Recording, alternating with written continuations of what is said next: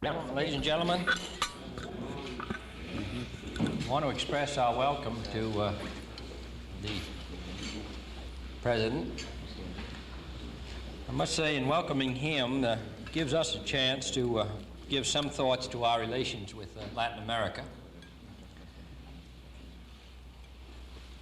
I think that the United States, really since Franklin Roosevelt, has almost been blind because of its obligations elsewhere to our relations to Latin America.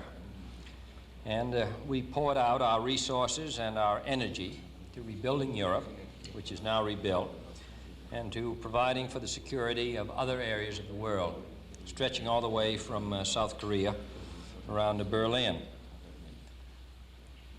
We have, I think, belatedly turned to the problem of Latin America, with nearly 200 million people living in poverty, in many cases, suffering from indifferences, which have been the result of the United States. And with the exception of the extraordinary personality of Franklin Roosevelt, who had a greater influence because of what he did in the United States, really, than because of what he did in Latin America, but whose example in the United States was reflected all through this continent, has had, even today, the most extraordinary influence. Now, we have turned our attention, in a way, to Latin America, but we turn it somewhat late, and we turn it with some of our resources exhausted. As I was saying to Ambassador Moscoso during dinner, we poured over $12 billion in 4 years into Europe, with all of its resources of manpower, with all of its resources and materials. In the short space of 4 years under the Marshall Plan, and wisely, we concentrated our energy into the rebuilding of Europe. And I think the world is and will be the beneficiary. Now we come to turning our attention to Latin America, but many of the resources that we had available are exhausted. Latin America does not have the resources in manpower which Western Europe has, and doesn't have the skills that Western Europe had. So what we're able to put in the Alliance for Progress is inadequate, I think, to the task which is before us. But at least we've turned our attention there. And I think that the visit of the President of Venezuela helps remind the American people, who may be somewhat fatigued because they have gone through the European experience and gone through the experience in other areas, may be somewhat fatigued and feel that the job may be done. Your visit, Mr. President, is a welcome reminder of the unfinished business before us in this decade. I hope that the people of the United States will maintain their interest in Latin America as well as other areas. And I think that your experience should encourage them. You symbolize, as I said today in welcoming you, all that we are interested in Latin America.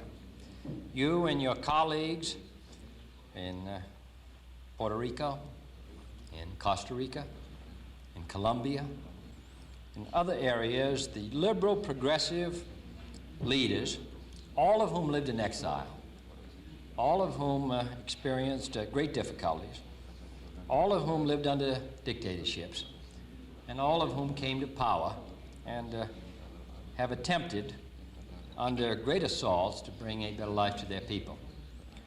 So, Mr. President, we're, for you and everybody in this room, are great admirers of yours. We wish the United States to be identified with leaders such as you, not only in Venezuela and Costa Rica and Colombia, but all through this hemisphere. Liberal, progressive leaders who believe that the problems of this hemisphere can be solved in cooperation under a system of freedom. That is the great test which is now before us. And you have been selected as target number one, not only for the dictators in the last 2 years, but also by the communists. And we think it most appropriate that you should be so selected.